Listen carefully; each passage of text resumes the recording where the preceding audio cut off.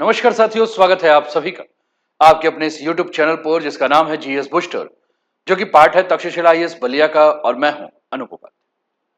साथियों, अगर कोई देश बिना एक भी नया तेल का कुआं खोजे अपने पेट्रोल का खर्च कम कर दे, किसानों की आय बढ़ा दे, प्रदूषण भी घटा दे और विदेशी तेल पर निर्भरता भी कम कर दे, तो क्या यह संभव है? नेपाल अब ठीक इसी दिशा में एक बहुत बड़ा कदम उठा चुका है। नेपाल सरकार ने पेट्रोल में एथेनॉल मिलाने की तैयारी शुरू कर दी है। इसके लिए नेपाल के bureau of standards and metrology ने एथेनॉल की गुणवत्ता के जुड़े हुए नए ड्राफ्ट मानक जारी कर दिए हैं। यदि ये मानक अंतिम रूप ले लेते हैं तो आने वाले समय में नेपाल में भी पेट्रोल में 10% तक एथेनॉल मिलाया जा सकेगा। यह फैसला सिर्फ ईंधन बदलने का नहीं है, इसके पीछे जुड़ी है ऊर्जा सुरक्षा, विदेशी मुद्रा की बचत, किसानों की आय, पर्यावरण संरक्षण और नेपाल के भविष्य की आर्थिक रणनीति। दिलचस्प बात यह है कि पड़ोसी भारत पहले ही E20 यानी कि 20% एथेनॉल ब्लेंडिंग तक पहुंच चुका है। ऐसे में सवाल उठता है कि क्या नेपाल भारत के मॉडल को अपनाने जा रहा है? क्या इससे नेपाल का पेट्रोल सस्ता होगा? क्या इससे वाहनों के इंजन पर असर पड़ेगा? और आखिर यह एथेनॉल होता क्या है? आज के इस वीडियो में हम इन्हीं सभी सवालों के जवाब को विस्तार से समझेंगे। जानेंगे कि नेपाल ने क्या क्या नया फैसला किया है और इसके पीछे सरकार की सोच क्या है, किन कच्चे माल से एथेनॉल बनाया जाएगा और क्या फायदे होंगे, क्या चुनौतियां सामने आएंगी और भारत के अनुभव से नेपाल क्या सीख सकता है। तो वीडियो को अंत तक जरूर देखिएगा, क्योंकि अंत में हम यह भी समझेंगे कि यह नीति केवल नेपाल के लिए नहीं है, बल्कि पूरे दक्षिण एशिया की ऊर्जा रणनीति को किस तरह से प्रभावित कर सकती है। तो आइए सबसे पहले समझते हैं कि आखिर एथेनॉल क्या है और इसे पेट्रोल में मिलाने की जरूरत क्यों पड़ती है। साथियों, चैनल पर पहली बार है तो चैनल को सब्सक्राइब करके बेल आइकन दबा दीजिएगा। वीडियो को बहुत ध्यान से देखिएगा और जो भी आपके विचार है वो कमेंट के माध्यम से हम तक अवश्य पहुंचाइएगा। वीडियो पसंद आए तो लाइक कीजिएगा और शेयर भी कर दीजिएगा। तो चलिए शुरुआत करते हैं आज के इस सेशन को। और आज का टॉपिक आपके स्क्रीन पर है, नेपाल का बड़ा फैसला, अब पेट्रोल में मिलेगा एथेनॉल। E10 99.5% शुद्धता और इससे आयात में कमी होगी। साथियों, आपकी स्क्रीन पर ये दो कटिंग नजर आ रही होगी, एक न्यूज़पेपर की कटिंग है और एक मेरे ही आज से 11 दिन पहले की क्लास की कटिंग। काठमांडू पोस्ट ने इसे कवर करते हुए लिखा है, Nepal moves to set ethanol standards ahead of petrol blending roll out, quality rules purpose 99.5% purity for ethanol used in petrol as Nepal prepares to blend up to 10% biofuel to reduce fuel imports and promote domestic production। अब साथियों, इधर आप 11 दिन पहले का news analysis देखिए, जिसमें मैंने गुलाबी पेट्रोल सच क्या है, भारत का और नेपाल के ऊपर मैंने बात किया था कि क्या नेपाल नेक्स्ट होगा। आप देखिए यहां लिखा हुआ है Nepal next, India pink patrol export. E20 की बात हो रही है, यहां गडकरी साहब है, यहां बालेन है और यहां मैं हूं। जब मैंने 11 दिन पहले इसके ऊपर चर्चा की थी तो इस पर कई पॉजिटिव कई नेगेटिव कमेंट्स आए थे। लेकिन साथियों, 11 दिन के बाद आपके स्क्रीन पर आप ही के यहाँ का काठमांडू पोस्ट इस समाचार को लिख रहा है, यानी कि जिस न्यूज पर आज से मैंने 11 दिन पहले आपके साथ चर्चा की थी, वह आपकी सरकार ने यानी नेपाल की सरकार ने कल इस पर चर्चा शुरू करते हुए काठमांडू पोस्ट पे ये आर्टिकल दिया गया है। लेकिन प्रश्न ये नहीं है कि चर्चा मैंने 11 दिन पहले शुरू की, प्रश्न ये है कि एथेनॉल क्या है, इस पर हम बात करेंगे। और E20 भारत में है तो भारत पर क्या इसके प्रभाव हैं, इसके अनुभव क्या है, और E10 को लेकर नेपाल आ रहा है तो क्या इससे होगा। साथियों, किसी भी खबर को समझने से पहले उसके बैकग्राउंड यानी कि उसके पृष्ठभूमि को जानना जरूरी है। और चर्चा एथेनॉल से शुरू हो रही है तो सबसे पहले यह समझना है कि एथेनॉल है क्या। साथियों, सरल भाषा में समझे तो एथेनॉल एक प्रकार का अल्कोहल है, जिसको कि आप आम बोलचाल की भाषा में शराब कहते हैं। लेकिन इसका उपयोग केवल पेय पदार्थों तक सीमित नहीं है, यह एक महत्वपूर्ण जैव ईंधन भी है, जिसे पेट्रोल के साथ मिलाकर वाहनों में इस्तेमाल किया जाता है। एथेनॉल का सबसे बड़ा फायदा यह है कि यह पौधे और कृषि आधारित कच्चे माल से बनाया जाता है, यानी एक ऐसा ईंधन जिसे बार बार तैयार किया जा सकता है और इसी कारण इसे रिन्यूएबल फ्यूल यानी कि नवीकरणीय ईंधन के रूप में जाना जाता है। दुनिया के कई देश जैसे कि ब्राजील, अमेरिका, भारत पिछले कई वर्षों से पेट्रोल में इथेनॉल मिलाकर इसका उपयोग कर रहे हैं। अब नेपाल भी इसी दिशा में आगे बढ़ रहा है। अब सवाल ये उठता है कि आखिर सरकारें पेट्रोल में इथेनॉल क्यों मिला रही। साथियों, इसके पीछे कई महत्वपूर्ण कारण हैं। सबसे पहला कारण है विदेशी तेल के ऊपर निर्भरता को कम करना। नेपाल अपनी अधिकांश पेट्रोलियम आवश्यकताओं के लिए आयात पर निर्भर है। जब अंतर्राष्ट्रीय बाजार में कच्चे तेल की कीमत बढ़ती है तो उसका सीधा असर नेपाल की अर्थव्यवस्था पर पड़ता है। यदि पेट्रोल का कुछ हिस्सा देश में बने एथेनॉल से पूरा किया जाए तो आयात की जरूरत कम पड़ जाती है। दूसरा कारण किसानों और घरेलू उद्योग को बढ़ावा देना।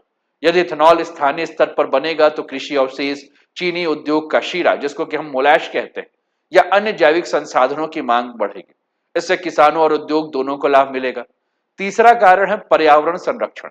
साथियों, इथेनॉल पेट्रोल की तुलना में अपेक्षाकृत स्वच्छ ईंधन माना जाता है। इसके उपयोग से कुछ हद तक कार्बन उत्सर्जन और प्रदूषण कम किया जा सकता है।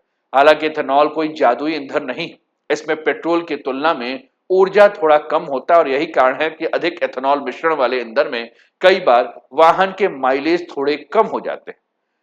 इसी वजह से हर देश अपनी तकनीक, क्षमता और वाहनों की अनुकूलता के अनुसार एथेनॉल ब्लेंडिंग का प्रतिशत तय करता है। अब जब हम ये समझ चुके हैं कि इथेनॉल क्या है और इसकी आवश्यकता क्यों महसूस हो रही है, तो आइए अब हम जानते हैं कि नेपाल सरकार ने आखिर कौन सा नया फैसला लिया है और नया ड्राफ्ट स्टैंडर्ड क्या कहता है। नेपाल में अब पेट्रोल में मिलेगा इथेनॉल। ईंधन आयात कम करने की बड़ी तैयारी, आयात पर कम निर्भरता होगी, पर्यावरण के लिए बेहतर होगा, किसानों को इससे लाभ मिलेगा। E10 यानी कि 10% इथेनॉल के ऊपर बात किया जा रहा है। साथियों, नेपाल में इथेनॉल ब्लेंडेड पेट्रोल को लेकर चर्चा है। नेपाल सरकार ने पेट्रोल में इथेनॉल मिलाने की दिशा में एक महत्वपूर्ण प्रशासनिक कदम उठाया है। इसके तहत Nepal bureau of standard metrology ने इथेनॉल के लिए ड्राफ्ट गुणवत्ता मानक यानी कि ड्राफ्ट क्वालिटी स्टैंडर्ड जारी किया। ध्यान देने वाली बात यह है कि अभी यह अंतिम नियम नहीं है। इन्हें सार्वजनिक किया गया है ताकि उद्योग, उपभोक्ता और अन्य संबंधित पक्ष से जो भी सुझाव या जो भी आपत्तियां प्राप्त हो उसे लिया जा सके। प्राप्त सुझावों की समीक्षा के बाद इन मानकों को अंतिम रूप दिया जाएगा या फिर उद्योग मंत्री की अध्यक्षता वाली बैठक से मिलने पर जो मंजूरी मिलेगी उसके बाद इसे लागू किया जाएगा। लेकिन सवाल यह है कि सरकार ने सबसे पहले गुणवत्ता मानक बनाने पर इतना जोर क्यों दिया है। इसका कारण बिल्कुल स्पष्ट है। यदि पेट्रोल में मिलाए जाने वाला इथेनॉल शुद्ध और मानक के अनुरूप नहीं होगा तो वाहनों के इंजन, फ्यूल पाइप, रबड़ सील और पूरे फ्यूल सिस्टम को नुकसान पहुंचा सकता है। इसलिए नेपाल सरकार सबसे पहले सुनिश्चित करना चाहती है कि बाजार में केवल उच्च गुणवत्ता वाले इथेनॉल ही पहुंचे और इसी उद्देश्य ड्राफ्ट में कई महत्वपूर्ण शर्तें भी रखी गई, जिसमें सबसे पहली और सबसे महत्वपूर्ण शर्त यह है कि एथेनॉल शुद्ध होना चाहिए, प्योरिटी 99.5% होना चाहिए। यानी कि पेट्रोल में मिलाए जला वाला इथेनॉल में किसी भी प्रकार की मिलावट ना हो, उसमें पानी या अन्य अशुद्धियों की मात्रा 0.5% से भी कम हो। दूसरी शर्त है कि एथेनॉल पूरी तरह से साफ, पारदर्शी और बिना किसी ठोस कण का होना चाहिए, यानी कि कोई भी सस्पेंडेड पार्टिकल्स उसमें नहीं दिखना चाहिए। यदि उसमें अशुद्धियां होगी तो ईंधन की गुणवत्ता और वाहन के प्रदर्शन दोनों के ऊपर असर पड़ेगा। तीसरी महत्वपूर्ण बात यह है कि ड्राफ्ट मानक कुछ हानिकारक रसायनों के उपयोग पर पूरी तरह से रोक लगा रहे हैं, जिसमें मेथनॉल, टोरपेंटाइन, केटोन्स और टार। सरकार का मानना है कि ऐसे रसायन इंजन और फ्यूल सिस्टम को नुकसान पहुंचा सकते हैं, इसलिए उन्हें एथेनॉल में मिलाने की अनुमति नहीं होगी। ड्राफ्ट में इथेनॉल के उत्पादन को भी अलग अलग श्रेणियों में वर्गीकृत किया गया, यानी उत्पादन के स्रोत और तकनीक के आधार पर इन्हें 3 श्रेणियों में बांटा जाएगा ताकि गुणवत्ता और निगरानी और मानकीकरण बेहतर तरीके से किया जाए। इसके अलावा इथेनॉल अत्यधिक ज्वलनशील होता है, आसानी से नमी को अवशोषित कर लेता है, इसलिए भंडारण और परिवहन के लिए किसी विशेष नियम को भी प्रस्तावित किया जाएगा। ड्राफ्ट के अनुसार इथेनॉल को केवल सुरक्षित, सूखे और पूरी तरह से लीक प्रूफ ड्रम या टैंक में रखा जा सके।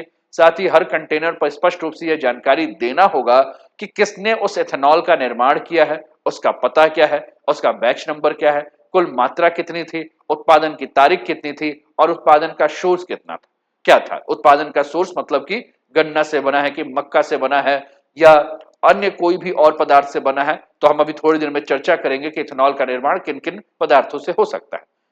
साथ में यह भी ध्यान रखना है कि भविष्य में गुणवत्ता से जुड़ी कोई समस्या सामने आती है तो संबंधित बैच की पहचान कर आवश्यक कार्यवाही की जा सके। यानी कि साफ है कि नेपाल सरकार केवल एथेनॉल ब्लेंडिंग शुरू नहीं करना चाहती, बल्कि शुरुआत से ही ऐसी व्यवस्था बनाना चाहती है जिससे गुणवत्ता, सुरक्षा और जवाबदेही तीनों सुनिश्चित हो। अब सवाल यह उठता है कि यह एथेनॉल आखिर किससे, क्या इसके लिए गेहूं, चावल और मक्का जैसे खाद्यान्न का उपयोग होगा, क्या नेपाल ने इसके लिए कोई नया रास्ता चुना है, इन सबके ऊपर बात हो। साथियों, नेपाल में नेथनॉल के बनाने की जब बात हुई है तो प्रश्न यह है कि एथेनॉल बनेगा किससे। क्योंकि एथेनॉल बनाने के लिए बड़ी मात्रा में गेहूं, चावल या मक्का जैसे खाद्यान्नों का उपयोग अगर किया जाएगा तो इसका सीधा असर खाद्य सुरक्षा और महंगाई के ऊपर पड़ सकता है। इसी कारण नेपाल सरकार ने अपनी नई नीति में एक महत्वपूर्ण निर्णय लिया है और स्पष्ट किया है कि खाने योग्य अनाज का उपयोग एथेनॉल के उत्पादन में नहीं किया जाएगा। यानी जो अनाज सीधे लोगों के भोजन के लिए उपयोग किया जाता है, उन्हें ईंधन बनाने की अनुमति नहीं दी जाएगी। और इसका मुख्य उद्देश्य यह है कि यह सुनिश्चित किया जाए कि ऊर्जा उत्पादन के दौर में देश की खाद्य सुरक्षा प्रभावित ना हो। अब सवाल यह है कि यदि खाद्यान्न नहीं तो इथेनॉल किसे बनाया जाएगा। साथियों, नेपाल सरकार ने कई वैकल्पिक कच्चे माल को मंजूरी दी है, जिसमें कि आपकी स्क्रीन पर आप देखिए गन्ना, शीरा यानी कि मोलासेस, नेपियर घास, धान का पुआल और मक्के के डंठल के ऊपर जो है वो बात की गई है कि इन सब से जो है वो इथेनॉल बनाया जाए। इसके अलावा अगर हम बात करें तो गेहूं की भूसी के बारे में भी बात की गई है, वन आधारित जैविक अपशिष्ट के ऊपर बात की गई है। इसके अलावा कुछ फल है, कुछ फसल जैसे कि कसावा जैसे फसल है, इन सबको जो है वो यूज किया जाए या अनुपयुक्त या खराब हुआ अनाज भी जो है उसका भी यूज किया जा सके। किसके लिए? किड़वन के लिए। तो ये सारा है जिससे कि इथेनॉल बनेगा। अब इस सूची को देखकर जो मैंने अभी आपके साथ चर्चा की, एक बात तो स्पष्ट हो गई कि नेपाल सरकार ऐसी सामग्री को प्राथमिकता दे रही है जो कि कृषि का उप उत्पाद है, अपशिष्ट है या सीधे मानव भोजन के लिए उपयोग में नहीं यूज होता है। इस नीति के पीछे केवल पर्यावरण नहीं बल्कि आर्थिक सोच भी छुपी हुई। यदि किसान अपने खेतों में बचने वाले कृषि अवशेष बेच सकेंगे तो उन्हें अतिरिक्त आय का स्रोत मिलेगा। दूसरी ओर जो कृषि अवशेष पहले जलाए जाते थे, बेकार समझे जाते थे, उनका उपयोग अब ऊर्जा उत्पादन में होगा। सरकार ने उद्योगों के लिए कुछ स्पष्ट नियम भी तय किए हैं कि एथेनॉल का उत्पादन पर्यावरण के अनुकूल तकनीकों से करना होगा। यानी केवल उत्पादन बढ़ाना ही लक्ष्य नहीं है, बल्कि यह भी सुनिश्चित करना है कि उत्पादन प्रक्रिया स्वयं पर्यावरण को नुकसान ना पहुंचाए। एक और महत्वपूर्ण नियम यह है कि एथेनॉल उत्पादन अपनी तैयारी जो है, एथेनॉल किसी भी निजी कंपनी या खुले बाजार में नहीं बेचे जा सकेंगे। उन्हें पूरा उत्पादन केवल नेपाल ऑयल कॉर्पोरेशन को ही जो है बेचना होगा, जिसका उद्देश्य यह है कि इससे गुणवत्ता नियंत्रण हो सके, पारदर्शिता हो सके, आपूर्ति व्यवस्था को एक ही संस्थान के माध्यम से संचालित किया जाए। यानी सरकार उत्पादन के से लेकर खरीद और वितरण तक पूरी प्रक्रिया को नियंत्रित और व्यवस्थित रखना चाहती है। अब अगला सबसे बड़ा सवाल है कि यदि उद्योग एथेनॉल बनाएंगे तो उसकी कीमत कौन तय करेगा। साथियों, किसानों और कंपनियों को क्या प्रोत्साहन दिया जाएगा, ये भी एक प्रश्न है। और आखिर सरकार इस पूरे उद्योग को आर्थिक रूप से कैसे सफल बनाना चाहते हैं, ये भी एक प्रश्न है। तो इन सारे पहलुओं पर भी थोड़ा सा हम प्रकाश डाल देते हैं। साथियों, अब सवाल यह है कि यदि नेपाल में एथेनॉल उत्पादन शुरू होता है तो कीमत तय कौन करेगा। साथियों, नेपाल सरकार ने इसके लिए एक स्पष्ट व्यवस्था बनाई। नई व्यवस्था के अनुसार हर वित्तीय वर्ष की शुरुआत के पहले एक सरकारी सिफारिश समिति यानी कि रिकमेंडेशन कमेटी एथेनॉल की खरीद कीमत को जो है वो तय करेगी। यदि किसी कारण से नई कीमत समय पर तय नहीं हो पाती तो पिछली वित्तीय वर्ष की कीमत तब तक लागू रहेगी जब तक नई दरों की घोषणा नहीं हो जाती। नई कीमत प्रत्येक वर्ष मध्य जुलाई से प्रभावी होंगे। अब सवाल यह है कि समिति कीमत तय करते समय किन बातों का ध्यान रखेगी। सरकार ने इसके लिए कई आर्थिक मानदंड निर्धारित किए हैं, जिसमें कि कच्चे माल की लागत क्या है, फैक्ट्री संचालन का खर्च क्या है, प्रशासनिक व्यय क्या है, उत्पादन और परिवहन जैसे परिचालन लागत क्या है। यानी उद्देश्य यह है कि कीमत ऐसी हो जिससे उद्योगों को उत्पादन जारी रखने में आर्थिक कठिनाई ना हो और नेपाल ऑयल कॉर्पोरेशन को भी संतुलित दर पर इथेनॉल उपलब्ध हो सके। साथियों, नेपाल में इथेनॉल का एकमात्र खरीदार नेपाल ऑयल कॉर्पोरेशन होगा और यह इथेनॉल उत्पादकों के साथ औपचारिक खरीद समझौता भी करेगा। इस समझौते में तय होगा कि कंपनी कितनी मात्रा में इथेनॉल उपलब्ध कराएगी, किस स्थान पर जो है वो इथेनॉल की आपूर्ति करेगी, किस समय तक डिलीवरी जो है वो पूरी होगी। यदि कोई कंपनी अनुबंध की शर्तों का पालन नहीं करती है, तो समय पर आपूर्ति नहीं करती है, निर्धारित मात्रा उपलब्ध नहीं कराती है, तो उसके खिलाफ किस कानून के तहत क्षतिपूर्ति की कार्यवाही की जा सकेगी। सरकार ने परिवहन को लेकर भी विशेष नियम बनाए हैं, क्योंकि इथेनॉल अत्यधिक ज्वलनशील होता है, वातावरण की नमी को आसानी से अवशोषित कर लेता है, इसलिए इसके सुरक्षित परिवहन की जिम्मेदारी पूरी तरह से उत्पादकों की होगी। साथ ही भविष्य में भंडारण, परिवहन और पेट्रोल में मिश्रण के लिए अलग अलग तकनीक मानक वही जारी रहेगा, ताकि पूरी आपूर्ति श्रृंखला सुरक्षित और मानकीकृत बने। अब बात करते हैं उस समिति की जो केवल कीमत ही नहीं बल्कि उद्योगों के मिलने वाले प्रोत्साहन की भी सिफारिश करेगी।